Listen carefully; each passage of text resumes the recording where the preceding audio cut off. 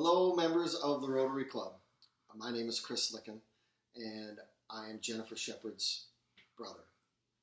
Jennifer had invited me up to come and talk to you all, give a presentation on the nonprofit that I'm on a board member of, called Chase's Warrior Foundation. But unfortunately, I couldn't get away from work. So I'm recording this video for you to explain what we do and why we do it. Let me, I guess, to best explain what we do, let me give you a little background with my son Chase, who actually is the inspiration for this. Him and along with everybody else that helped us out throughout our journey.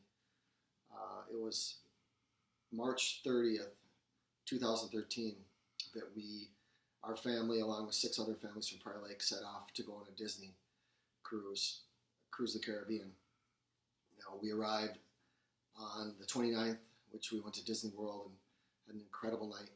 The next day we were going to board the ship and set sail. And when we got on the ship, there was actually a 4-hour delay. We would have an all-ship meeting, and then we were going to take off from port. And for that period, we agreed to meet everybody up on the pool deck and hang out. So when we got to the pool deck, it was crazy busy. And we grabbed the kids and said, okay, we're going to find a base, and then we'll get together. And so we started walking around the pool to find our friends, and we found them on the other side of the deck. And that's when Lisa reached down to get some suntan lotion to put on Chase and realized that he wasn't there. And then we began looking for him. And we weren't that worried at first because Chase had done this before, and figured we'd find him sitting in a corner somewhere. Well, about 5 minutes later, Tanner came running up to me and said, "Dad, it's Chase. It's Chase." And I looked over his shoulder, and there was Chase's lifeless little blue body being worked on by a complete stranger. And, I remember thinking that, okay, they're going to push him just like they do on TV, and water's going to come out, and everything's going to be okay, and that wasn't happening.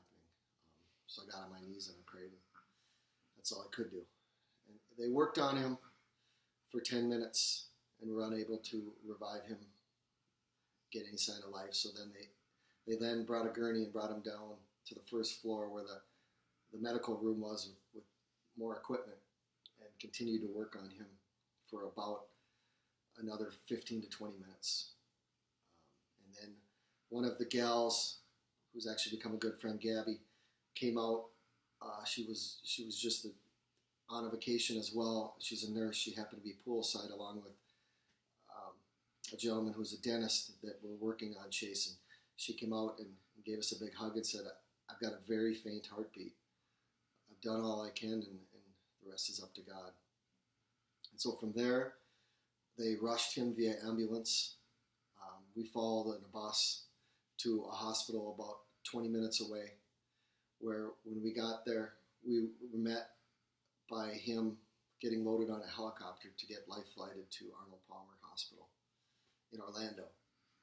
And we got out and gave him a kiss and said goodbye because we weren't sure if we were going to see him again. When we got to Orlando, we were met by a large medical team that brought us in a room and explained that Chase had suffered a anoxic brain injury, and that he was unconscious. They put him in a medical induced coma, and lowered his body temperature down, so that, as they put it, if he does make it, it will hopefully decrease the damage to his brain. And he'd also had pneumonia and had suffered, when they initially put the IV in, he had a severe infection in his arm. So from there, Chase fought for his life. For the next couple days, we honestly didn't know if he was going to make it at all. We almost lost him a few times with some of the medicine. His heart dropped down about 18 beats per minute. And as they brought him out of the coma, his temperature went through the roof because of the infection and other things going on. And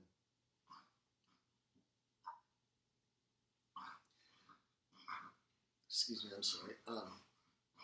But, you know, every obstacle that came Chase's way, he overcame. And he fought the infection. He was able to breathe on his own. We removed the ventilator about day 4, day 5, so that he could try breathing on his own, and they ended up having to put him back on oxygen. But throughout the 7 days we were there, Chase overcame every obstacle. Come day 7, we met with the doctors and gave him an MRI to actually see the extent of the brain damage that he had suffered. And when we met with the doctors, they did say, listen, he's safe enough now to fly home. We're going to air ambulance you home. I honestly don't know, how long he's going to make it. He's got a lot of challenges still ahead of him. But as we looked at the MRI, they started throwing out all these terms. And, Lisa and I kind of looked at each other and looked at the doctor and said, so when's he going to be better? And the doctor looked at us and said, Chase has suffered a severe anoxic brain injury. And I want to be honest with you, I don't know if he's going to leave a hospital. You need to prepare yourself to raise him in a hospital.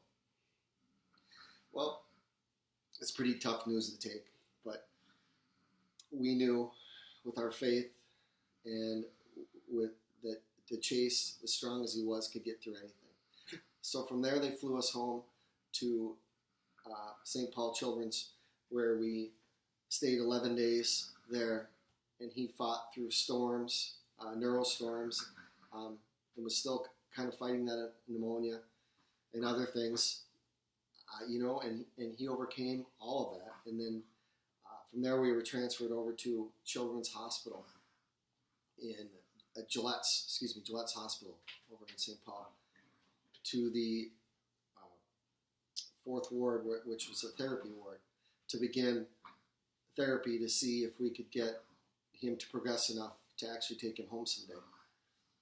And while we were there, as you can imagine, there were so many things going on in our world. I was working at, I still had a job back home. We have 2 other children. He has a brother who's now 14 and a sister who is 11. They were at home, and so we had a lot of things that we had to figure out. And the first month and a half, we would take turns staying there. Well, one went back home to be with the children, and then we'd bring the kids up at night, and come back and visit Chase and swap, and then I went back to work. And it was there was a lot of things that go through your head when something like that happens, and when you kind of realize that life is not the same, and here's your little guy that used to bike beside your car and used to play catch with and used to play baseball with, and you don't know if he's going to come home. It's just a totally different world.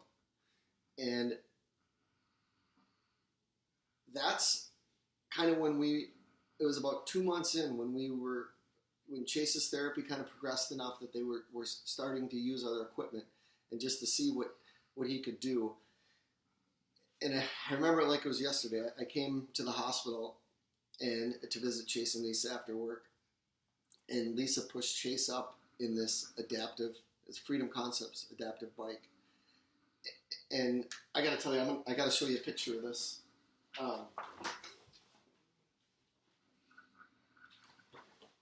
This is Chase in the bike. Excuse me 1 second. I'm sorry. I've got to put this back on. This is Chase in the bike. And I've got one other picture here. Chase with his brother Tanner. But as you can see, he's fully strapped in the bike.